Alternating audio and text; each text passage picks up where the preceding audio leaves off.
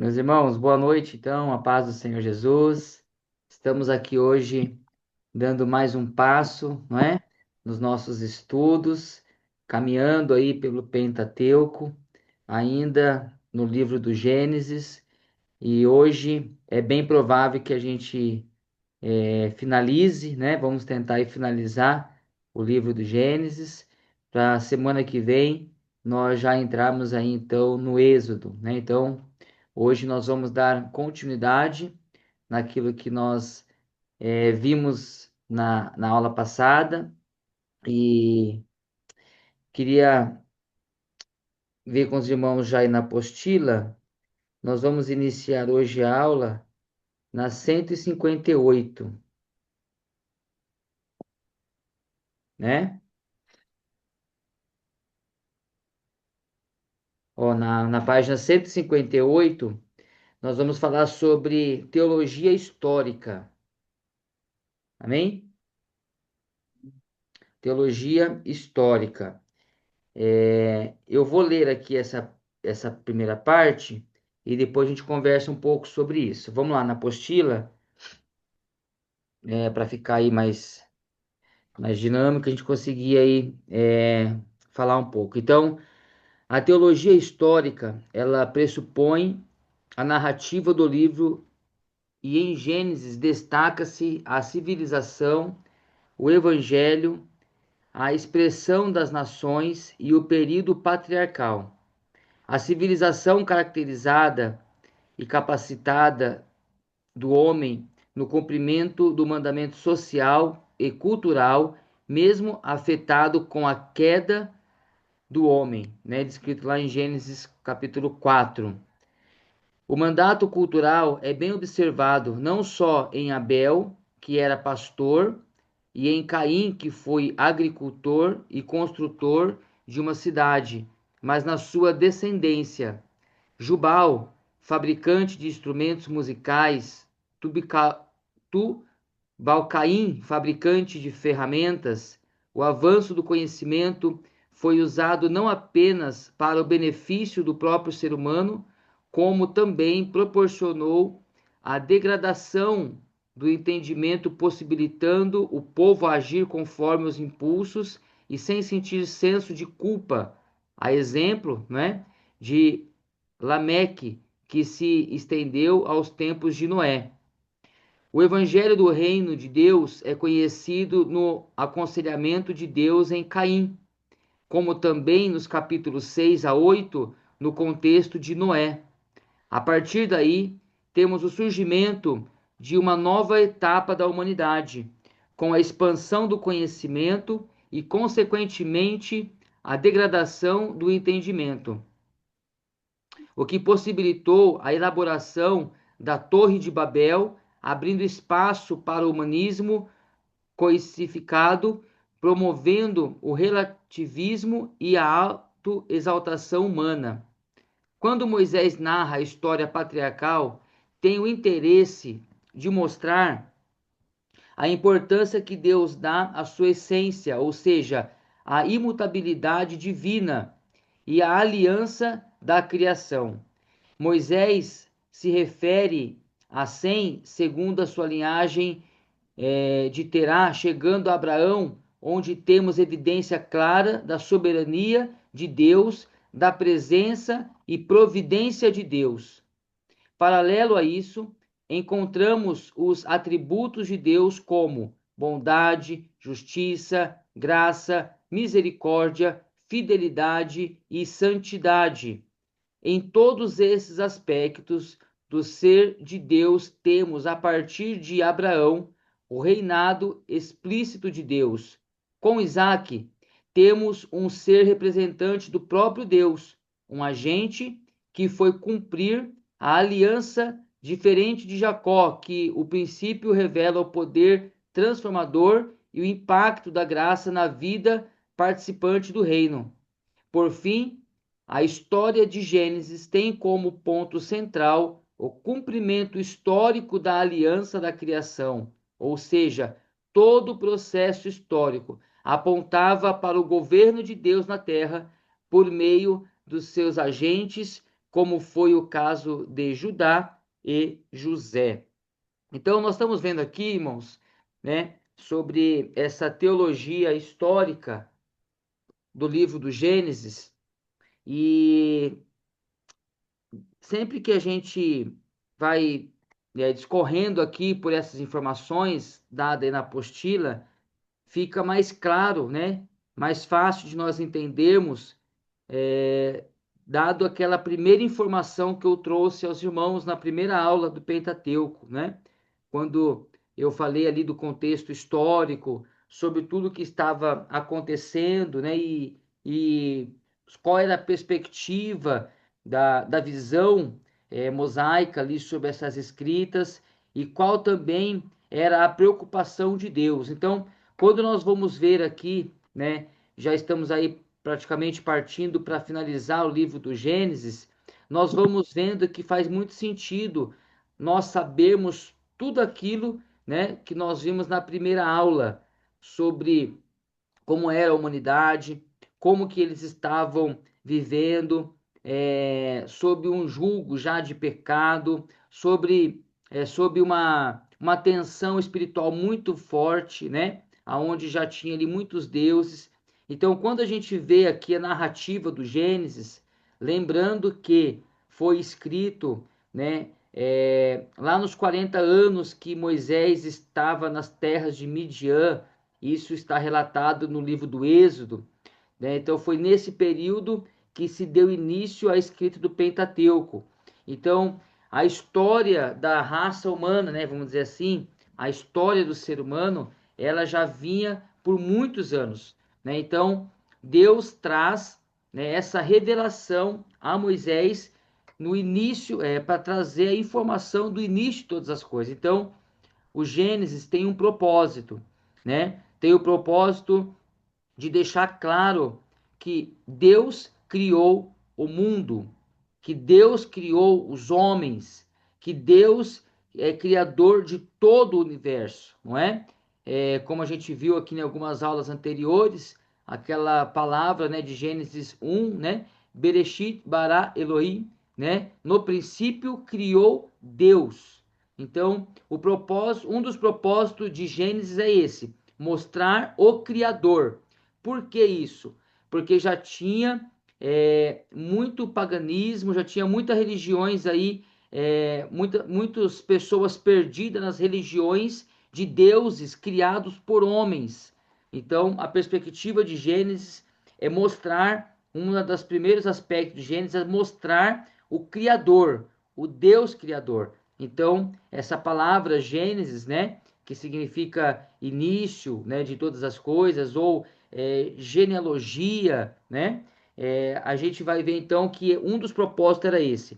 Um outro grande propósito do livro do Gênesis é também revelar o Deus da aliança, não é? O Deus que fez uma aliança com o homem, e como a gente viu aqui também já em algumas aulas anteriores, esta aliança o Senhor preservou, né? O Senhor, ela preserva com Noé, com Abraão, com Isaac, e ela vai com Davi, né? E ela é consumada em Cristo. E através de Cristo, esta aliança se pendura, alcançando as nossas vidas. Então, a história do Gênesis vem mostrar tanto o início como a escatologia da história, não é? Então, Gênesis vem apontar para o princípio de todas as coisas, mas também aponta para o propósito final de todas as coisas. Então, em Gênesis nós já vamos ver o Evangelho, né? Em Gênesis nós já vamos ver Cristo como Salvador e Redentor da humanidade. Então, o livro do Gênesis ele traz toda essa perspectiva para nós. Então, olhando aqui para a apostila sobre o que nós lemos hoje, né, da teologia histórica, vai trazer aqui para a gente um pouco mais dessa compreensão. Eu gostaria de ler aqui com os amados, deixa eu abrir aqui. Essa informação não está na apostila, mas eu achei muito importante trazer, né, para a gente poder aí finalizar essa parte aí do Gênesis com bastante clareza. Eu vou ler aqui Gênesis, né, que a sua palavra vem do grego, que significa origem, é o nome dado pelos tradutores da Septuaginta. Nós vimos isso lá no começo, né? Ao primeiro livro da Bíblia.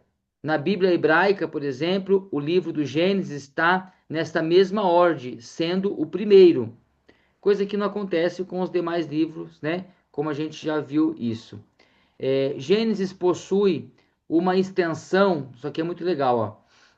Gênesis possui uma extensão histórica que começa com a criação do universo e do homem e termina com a morte de José, filho de Jacó. Geograficamente, o livro abrange desde o Vale da Mesopotâmia, o berço da raça humana, até o Vale do Nilo, no Egito, o berço da raça hebraica. Essa área, com uma configuração crescente, é conhecida e chamada de crescente fértil. Olha que interessante, né, irmãos? Depois vocês voltam o vídeo aí e ouvem, né, com mais calma. Mas eu achei muito legal essa informação aí para a gente poder agregar no nosso conhecimento, né? Então, geograficamente, né, o livro do Gênesis, ele abrange desde o Vale da Mesopotâmia, né, que é conhecido como berço da raça humana, e ele vai até o Vale do Nilo do Egito, né, que é conhecido também como berço da raça hebraica. É uma área aí que é conhecida como crescente fértil. E outra coisa que eu queria ler aqui é sobre os Gênesis de Gênesis. Olha que legal. Ó, que às vezes você fala assim, poxa vida, eu estou estudando hebraico, né? Desculpa, estou estudando Pentateuco e passando por Gênesis, mas não está sendo a exposição de capítulo por capítulo, não está sendo, né? Porque não é um estudo sistemático, nós não temos o tempo para isso, né? Dentro da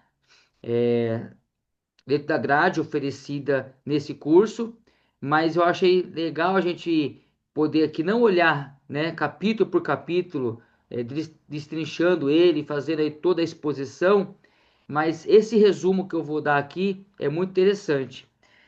Por exemplo, ó, a gênese do céu e da terra. Aonde que nós vemos isso? A expressão aparece lá em capítulo 2 e vai até o capítulo 4. Então, é a gênese dos céus e da terra. Se partirmos do pressuposto que foi escrito, né, o Gênesis pode ser flexível entre introdução e conclusão. Essa parte começa no capítulo 1, né, no primeiro verso, que nós já vimos, e essa porção narrativa descreve a criação do universo em 6 dias, a formação do homem, posteriormente da mulher. O capítulo 3 revela como o mal, na figura da serpente sagaz, entrou na criação de Deus e tentou o homem a se rebelar contra a vontade de Deus. O capítulo 4, ele demonstra como ele começa com a maldade e se espalha rapidamente a ponto de Caim e Abel, os dois irmãos filhos de Adão e Eva, travarem um conflito que culminou com o assassinato de Abel. Não se deve deixar de notar que essa parte termina informando que, nessa época, começa-se a invocar o nome do Senhor. Olha que legal, né, irmãos? Então, essa daqui é a Gênesis dos céus e da terra. Nós temos aqui, ó, a Gênesis de Adão, por exemplo. Esta parte vai desde o 5:1, né, introdução com a expressão, até o 6:8, capítulo 6, verso 8, traçando as gerações desde Adão até Noé. Uma terra notável desse relato, desculpa, um tema notável deste relato é a morte, pois todos os homens aqui nomeados morreram, com exceção de um, né, que andou com Deus, que é Enoque. O desfecho do relato registra a corrupção, no qual gradativamente os descendentes de Sete se envolveram, e é a maldade inicial que continua a se expandir. O mal incipiente foi encontrado recipiente favorável para se proliferar. Todavia, em Gênesis 6, verso 8, Noé é apontado como um que achou graça diante de Deus. Olha como que vai fazer sentido aquela informação que nós tivemos, né?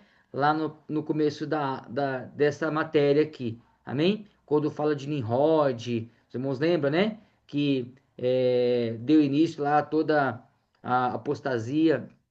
Agora nós temos aqui, ó, a Gênesis de Noé, que vai no capítulo 6 até o 9. Esse relato nos dá uma dupla surpreendente mensagem, com semente a justiça e a graça de Deus. Fora da arca, o dilúvio destrói toda a vida, mas dentro da arca, uma família é preservada, porque Noé andava com Deus. O mesmo dilúvio universal que trouxe o juízo divino sobre o pecado e a dura incredulidade revelou também a graça de Deus ao salvar da morte e da destruição a arca com a sua carga preciosa, um homem acompanhado com a sua família que alcançou graça diante de Deus. Então nós vemos aí a Gênesis, né, de Noé. E aí continua, irmãos, é muito legal, né, a gente ter esse panorâmico, né? Aí nós temos aí a Gênesis dos filhos de Noé, que vai do capítulo 10 até o capítulo 11. Nós temos a Gênesis de Sem, né, que começa ali no capítulo 11, dos versos 10 até 26, e traz a genealogia de Sem a Terá, pai de Abraão. A sua importância está fora dele mesmo e se dá ao ponto para a origem do pai de Abraão, a fazer a ligação deste com Sem, e consequentemente com Noé e a sua ascendência, né? Então a gente viu isso aí na apostila agora mesmo. Abraão será uma figura importante no relato seguinte de Gênesis e coloca-se em cena sem revelar seu berço. Seria a criação de um hiato na história dos patriarcas. Aí nós temos a Gênesis de Terá, que começa no capítulo 11 e vai até os versos 27 ali, chega até o capítulo 22. Aí nós temos a Gênesis de Ismael, no capítulo 25. Nós temos a Gênesis de Isaac, que começa no capítulo 25 e se estende. Nós temos a Gênesis de Isaú, né, que do capítulo 36 até o 37. Nós temos a Gênesis de Jacó, né? Este é o último e o maior de todos os relatos. Ele começa no capítulo 37 e ele vai até os 50. Então, teologia do Gênesis, né? Em Gênesis encontramos material suficiente para discorrer acerca de vários pontos da teologia sistematizada. No entanto, nós podemos, né, analisar com mais detalhes, se quando tivermos oportunidade para isso, sobre a Gênesis para uma teologia própria, Deus, né, a antropologia, o homem, a soteriologia, a salvação, tudo isso nós encontramos dentro do livro do Gênesis. Nós temos teologia própria dentro do Gênesis, nós temos antropologia, né, dentro do Gênesis, que apresenta a formação do homem. Nós temos a soteriologia, que aponta a graça, né, de Deus dentro da criação, e aí vai, né? Então, olha quanta coisa que nós temos só no livro do Gênesis. Amém, queridos? Então, eu achei importante nós deixarmos isso aqui registrado, né? Devido àquilo que nós vamos ler agora aqui na apostila novamente. Então, nós lemos aí até o final da página 158. Agora, a página 159, vocês têm aí uma recapitulação para ser feita aí em casa. E agora nós vamos ler teologia bíblica. Os irmãos estão comigo, amém? Então vamos lá. Temos aqui a oportunidade de analisar de forma expositiva alguns temas que poderão servir de parâmetro para o estudante que inicia sua sublime tarefa de expor a Escritura. Escolhi 3 temas importantíssimos, como a criação, né, dentro da perspectiva bíblica, Noé, o evangelista do reino de Deus, revelando a graça, Messias na vida de Abraão, Isaque, Jacó e Judá. A partir dessa exposição, o estudante poderá analisar a teologia do Gênesis, considerando aspectos literários, históricos e doutrinários, aplicando para os nossos dias. Então, olha que interessante, né? Esse extra que eu li aqui, ele vai conversando com o que nós temos aí na apostila, tá bom? Amém? Né? Nós vamos aí fazendo essas ligações aí. E agora, qual que é a proposta aqui, né, do pastor escritor na apostila? É trazer uma teologia bíblica não tão aprofundada, mas trazer aqui uma forma panorâmica. Ele colocou 3 pontos que podem ser usados na exposição do livro do Gênesis, né? Você pode estar usando aí para o conhecimento pessoal, estudos, né, teológicos como o de hoje, como até mesmo nas pregações, né? Aqueles que têm aí a graça de pregar a palavra de Deus. Ele também dá aqui uma boa abertura para poder usar esse material. Então, a primeira perspectiva dessa teologia bíblica que ele traz é a criação, né? Também vai conversar com aquilo que eu falei já no começo da aula, tá bom, queridos? Então, eu já preparei o campo, né, o ambiente, o coração, para vocês ouvirem isso, para não ficar só na leitura e vocês conseguirem, então, compreender o que está escrito. Então, vamos lá. Perspectiva bíblica. No primeiro capítulo do Gênesis, podemos concentrar as nossas atenções para o Deus que criou, né? Para o que Deus criou. Ainda que possamos destacar o Criador, iremos notar a obra artística da criação de Deus. Moisés relata que Deus é o Criador de tudo e introduz como era o universo antes do ato criador, a obra artística de Deus, quando Deus começou a criar a terra. Entendemos que a palavra terra refere-se ao planeta Terra, lugar e ambiente que os seres humanos foram colocados. Já a palavra céus, ela pode ser entendida como firmamento, né? Como o lugar, deixa eu abrir aqui, como o lugar da habitação de Deus. Então, vamos continuar aqui, ó. É evidente que no verso primeiro, como universo organizado, há uma referência a tudo o que não se relaciona à Terra, sendo compreendido com a totalidade do universo. O verbo criar, ele pode ser traduzido por cortado, né, ou separado, diferente de outros verbos usados quando se refere a Deus, o que indica a existência de algo novo, vindo a acontecer, podendo ser uma mudança ou transformação radical, como o surgimento de novos céus e uma nova terra. Nós temos aí, né, os textos de referência. O uso do verbo criar no Antigo Testamento, ele indica o Deus que fez. O Deus que fez, faz ou fará, realmente indicando ainda um evento concreto, real e histórico. O verso primeiro refere-se ao começo absoluto do tempo e espaço, mostrando o que Deus fez. A terra era vazia e não tinha absolutamente nada, e o seu espírito concentrava-se em meditação sobre as águas, nas quais não eram separadas da atmosfera.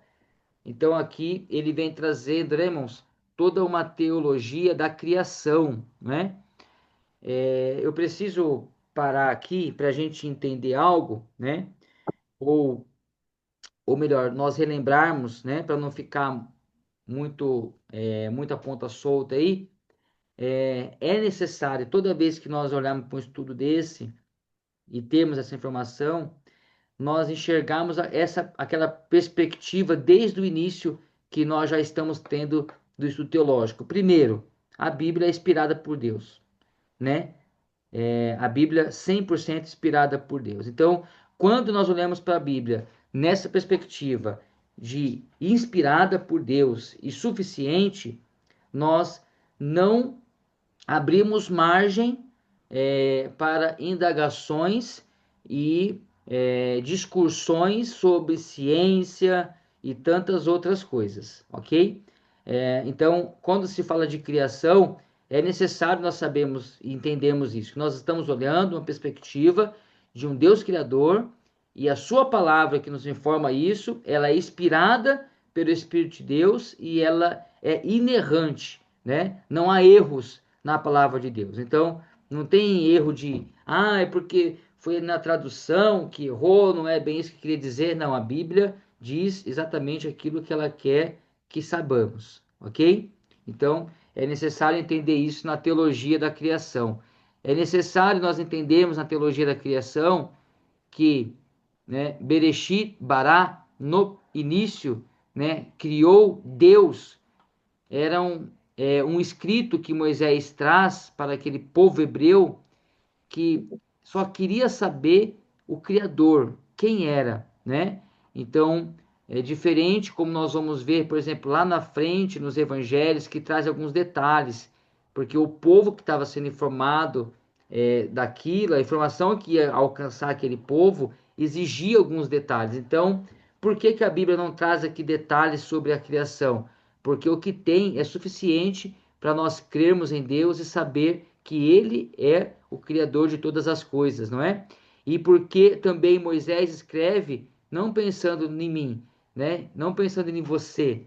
Nós sabemos que Deus ele não está preso a tempo, não é? O nosso Deus, ele é onisciente, onipresente, onipotente. Então, para ele, não há esse espaço e tempo, dificuldade com o tempo como nós temos hoje.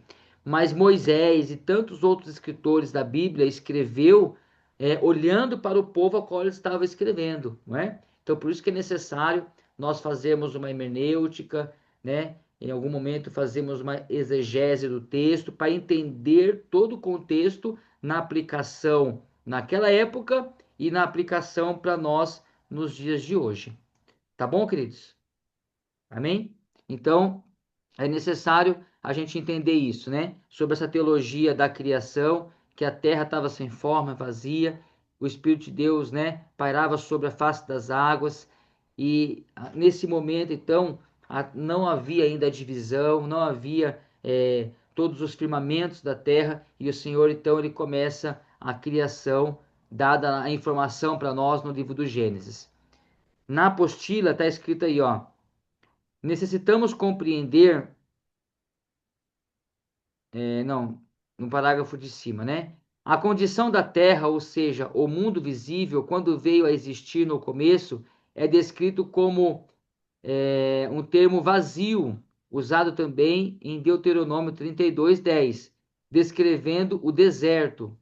O salmista usou o mesmo termo enfatizando o lugar vazio, Salmo 107:40, dando ênfase a um lugar ermo, estéril, nada, e o Espírito estava ativamente presente quando Deus falou.